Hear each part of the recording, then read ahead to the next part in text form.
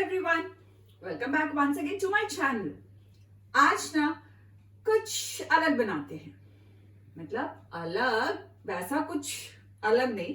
आज ना मैं बनाने जा रही हूँ मेरे किचन में जायंट चोको चिप कुकीज। इसमें कुकीज भी बड़े साइज के होंगे, इसके अंदर जो चोको चिप्स डलेगी वो भी बड़े बड़े चंक्स होंगे चॉकलेट के।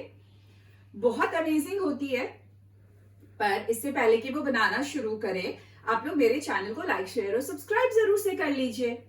और फिर अगर कर लिया है तो चलिए बनाते हैं फिर जायंट चोको चिप कुकीज। तो फ्रेंड्स चलिए शुरू करते हैं हम लोग। तो ये स्पेशल चोको चिप कुकीज के लिए जो इंग्रेडिएंट्स चाहिए हमें, तो यहाँ पे ये देखिए मैंने लिया है कैस्टर शुगर, और मैंने लिया है ब्राउन शुगर।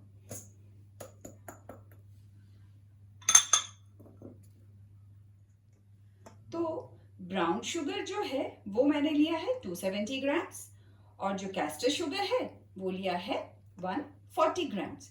तो इसको अच्छे से पहले मिक्स कर लेते हैं। तो यहाँ पे इस तरह से चला रहे हैं।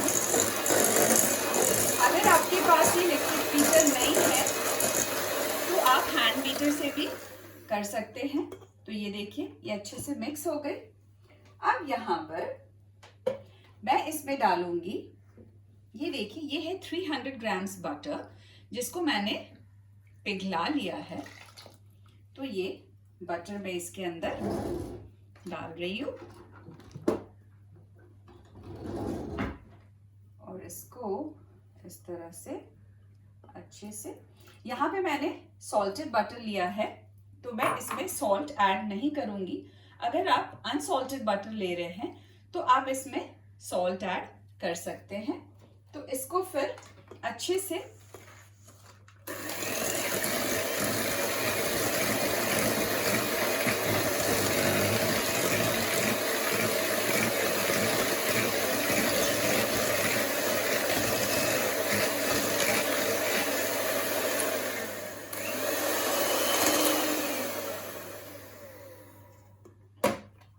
ये देखिए इसे ज्यादा मिक्स नहीं करनी है। तो इस तरह से ये मैंने मिक्स कर लिया। अब इसमें हम डालेंगे 3 अंडे। तो एक एक करके तीनों अंडे इसके अंदर डाल देते हैं।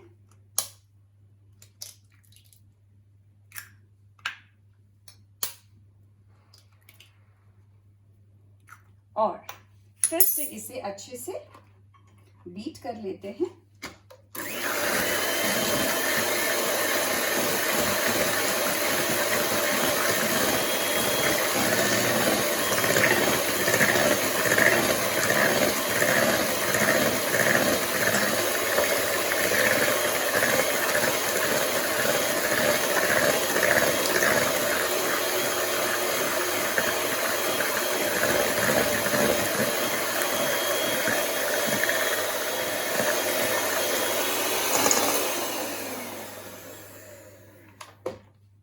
तो ये देखिए इसे अच्छे से बीट कर लिया, ये मिक्स हो गई है। और अब यहाँ पे हम डालेंगे मैदा।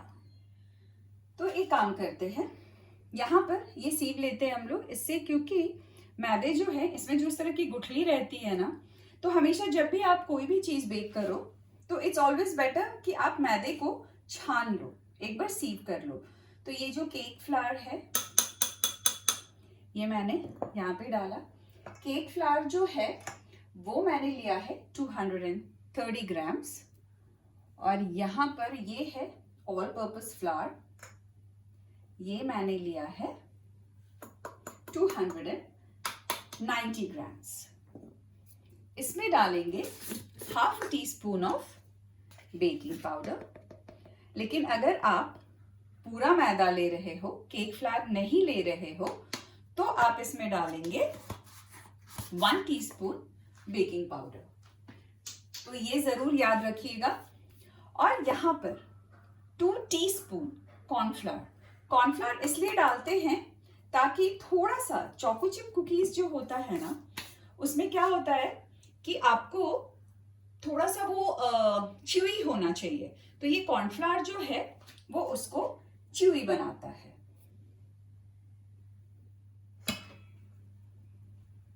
तो इस तरह से इसको सीट कर लेंगे हम।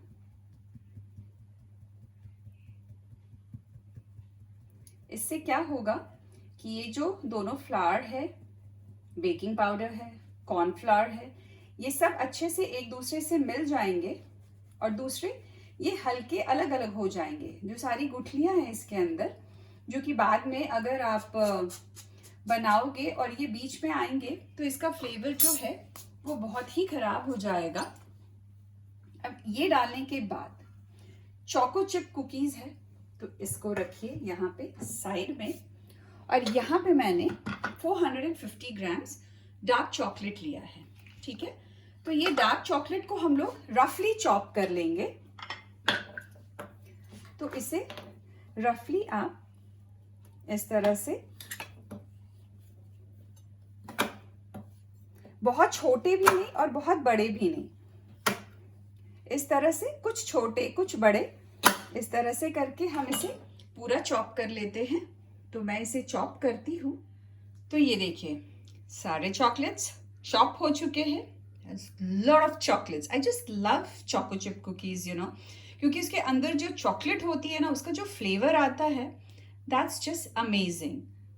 तो अब क्या करते हैं, ये सारे चॉकलेट्स को इसके अंदर आप इस तरह से डाल दीजिए। और नीचे में ना जो इस तरह से थोड़े से एकदम बारीक हो गए हैं चॉप करने में, इनको आप मत डालिए, क्योंकि इसकी वजह से नहीं तो वो थोड़े चिपचिपे हो जाएंगे।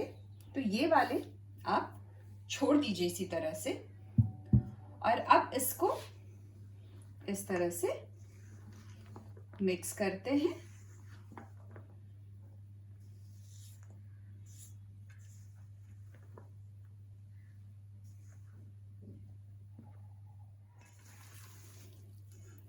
तो ये देखिए ये बिल्कुल अच्छे से मिक्स हो गई है। ये डो जो है वो रेडी हो गई है। तो इसको अब हम क्या करेंगे, 1 घंटे के लिए फ्रिज में रख देंगे, ताकि ये ठंडी हो जाए, थोड़ी सी सेट हो जाए। तो क्या होगी कि इसे बेक करने में और इसे हैंडल करने में, स्कूप करके बेक करने में इसे आसानी होगी। तो इसे मैं अब 1 घंटे के लिए रख देती हूँ फ्रिज के अंदर। तो ये देखिए ये बिल्कुल टाइट हो गया है। तो अब इसे इस स्कूप से हम लोग स्कूप करते हैं। तो इस तरह से स्कूप करेंगे और एक एक रखते जाएंगे। तो बस इसे इस तरह से स्कूप करना है, अपने हाथ पे निकालिए और थोड़ा थोड़ा जगह छोड़ के आप उसको इस तरह से, मतलब एक लाइन में आप 4 रख सकते हो। तो इस तरह से इन सबको स्कूप करके रखते जाते हैं।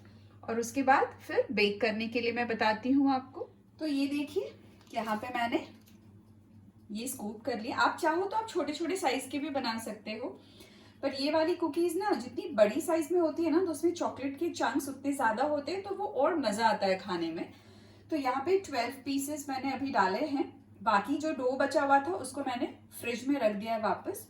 फिर जब खाना होगा तो उसी हिसाब से फिर गरम गरम बना के और फ्रेश आप इसे सर्व कर सकते हो। और इस डो को आप 10 to 12 डेज तक आराम से स्टोर करके फ्रिज में रख सकते हो, एयर टाइट डब्बे में। और जब भी बनाना हो तो आप निकाल के बना सकते हो। तो चलिए अब इसे बेक करते हैं हम लोग 180 डिग्रीज पे 15 to 20 मिनट्स के बीच में ये बेक हो जाती है। हमेशा अवन जो है याद रखिएगा प्री हीटेड होना चाहिए। कुकीज हमेशा प्री हीटेड अवन में बेक होती है। तो मैंने अवन को प्री हीट कर लिया है। तो चलिए उसमें डालते हैं अब इसको उठाकर। देखिए मैंने अवन में डाल दिया है इसे, और अब अवन को बंद कर देते हैं और मैं बेक होने के बाद दिखाती हूँ कि कितना और कैसा बेक हुआ ये देखिए हमारी कुकीज़ जो है वो बेक हो रही है। किस तरह से देख रहे हो आप, थोड़ी सी फूली हुई, थोड़ी सी नीचे फ्लैट भी हो गई है। तो ये देखिए हमारी कुकीज़ जो है वो बाहर से ऑलमोस्ट रेडी लग रही है। यस, ये बिल्कुल रेडी है। इसे आप स्विच ऑफ कर देंगे।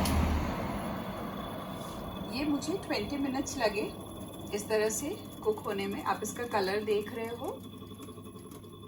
इसे अब मैं 2 मिनट के लिए बंद अवन में छोड़ दूंगी, just 2 minutes, not more than that, और फिर मैं इसे बाहर निकाल। ये देखिए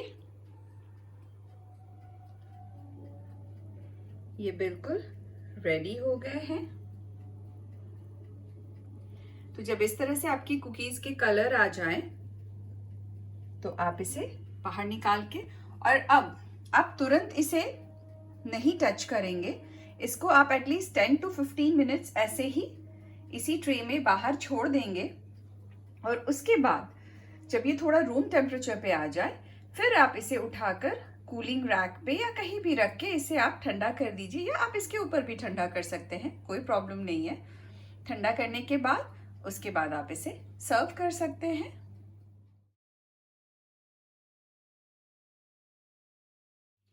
तो मेरी कुकीज तो हो गई रेडी। अब वो गरम है, थोड़ी ठंडी हो जाती है फिर मैं सर्व करती हूँ। आप भी बनाइए, सर्व कीजिए, खाइए, खिलाइए, खुश रहिए, और मेरे वीडियो को लाइक, शेयर और सब्सक्राइब करते रहिए। अगली बार फिर मिलूंगी ऐसे ही कुछ इंटरेस्टिंग रेसिपी के साथ। Till then stay safe.